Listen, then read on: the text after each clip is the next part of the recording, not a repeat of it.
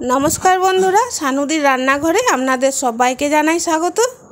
চলে এসেছি আরও একটি নতুন ধরনের রেসিপি নিয়ে।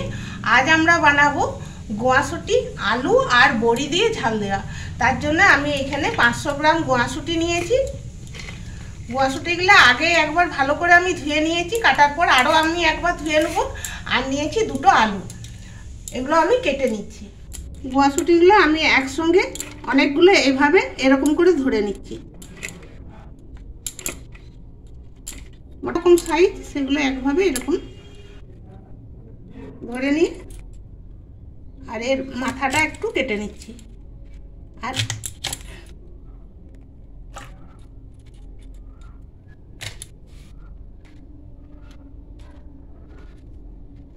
এরকম করে সব গোয়াশুটিগুলো আমি কেটে নিচ্ছি। বন্ধুরা, গোয়াশুটি আর আলু কেটে নিয়ে ভালো করে ধুয়ে তুলে নিয়েছি। এরপর আমি এখানে নিয়ে নিচ্ছি বড়ি। কিছু মশলা আমি এই সবজিটা বানানোর জন্য ব্যবহার করব। তার জন্য নিচ্ছি একটু পোস্ত, গোটা সর্ষে, গোটা ধনে, গোটা জিরে, একটু আদা আর কয়েকটা কাঁচা লঙ্কা। এখানে ঝালটা আপনারা নিজেদের মতো করে নেবেন, কম অথবা বেশি করে নেবেন। আর এই মশলাগুলো আমি শিলনোড়াতে বেটে নেব। আর বন্ধুরা, আমি আজ অবধি ইউটিউবে যতগুলো রান্না রেসিপি ছেড়েছি, কোনো রেসিপিতেই দোকানের গুঁড়ো মশলা বা প্যাকেট মশলা ব্যবহার করিনি। ঘরে বানানো গুঁড়ো মশলা বা শিলনোড়ায় বাটা মশলাই আমি ব্যবহার করে থাকি। রেসিপিটি বানানোর জন্য এখানে আমি কড়াই বসিয়ে দিয়েছি। আর কড়াই গরম হয়ে গেছে। দিয়ে দিচ্ছি সরষের তেল, পরিমাণ মতো দিয়ে দিলাম।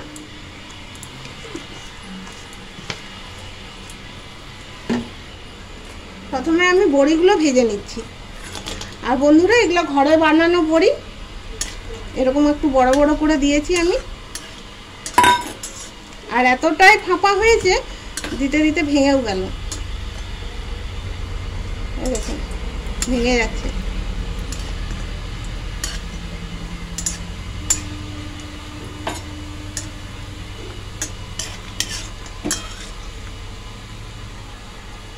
বড়িগুলো ভাজা হয়ে গেছে, নামিয়ে নিচ্ছি।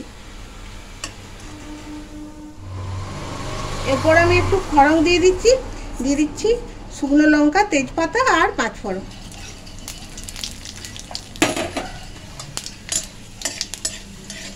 একটু লাল লাল করে ভেজে নিই।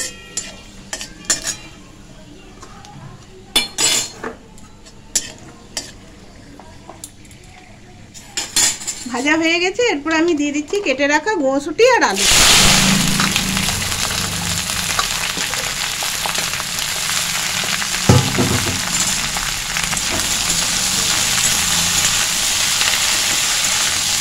একটু ভালো করে নেড়ে নিয়ে আর ঢাকা দিয়ে দেবো। একটু ভাজা ভাজা হবে, তারপর বাকি মশলাগুলো দিয়ে কষতে থাকবো।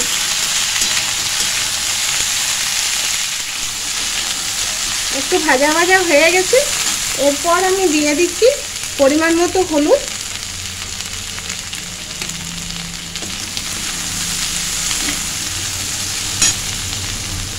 দিয়ে দিচ্ছি স্বাদ মতো নুন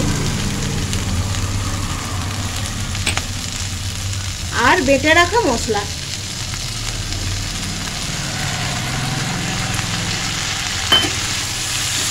সব উপকরণগুলো আমি ভালো করে এভাবে মিশিয়ে নিচ্ছি আর একটু ভালো করে কষে নেব।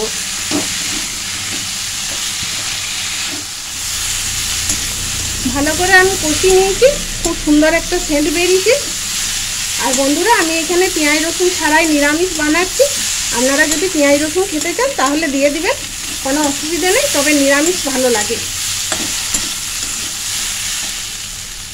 দিয়ে দিচ্ছি জল।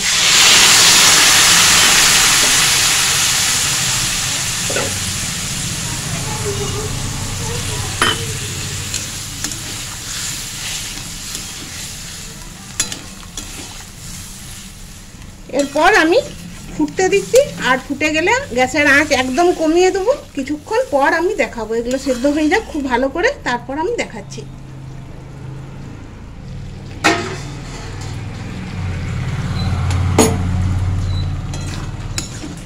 বন্ধুরা তরকারিটা প্রায় হয়ে এসছে, আঁচটা এখন আমি বাড়িয়ে দিলাম। আলুও সেদ্ধ হয়ে গেছে আর শুটিগুলোও সেদ্ধ হয়ে গেছে, গোয়া শুটিগুলো। এরপর আমি এখানে দিয়ে দিচ্ছি ভেজে রাখা বড়ি। বড়িগুলো তো ভাজতে ভাজতেই ভেঙে গেছিলো, বাকি যেগুলো ছিল সেগুলো আমি, বাকি যে গোটাগুলো ছিল সেগুলো ভেঙে নিয়েছি। আর অর্ধেক ভাজা বড়ি ক্যামেরাম্যানরা খেয়ে নিয়েছে, এই জন্য বড়ির পরিমাণটা এখানে কমে গেছে। দিয়ে দিচ্ছি একটু চিনি, একটু মিষ্টি মিষ্টি খেতে ভালো লাগে।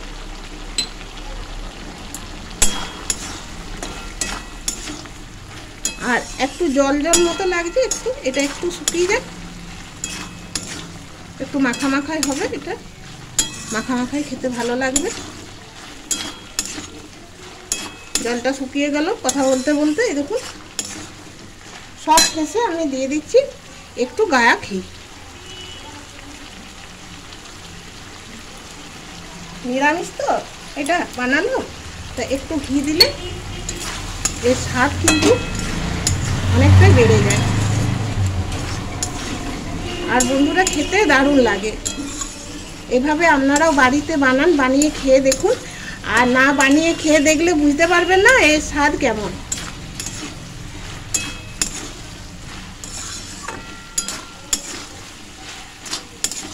হয়ে গেল, এরপর আমি গ্যাস অফ করে দিচ্ছি।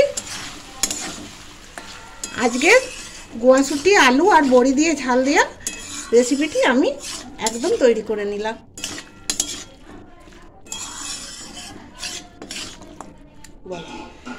একটা প্লেটের মধ্যে ঢেলে নিচ্ছি।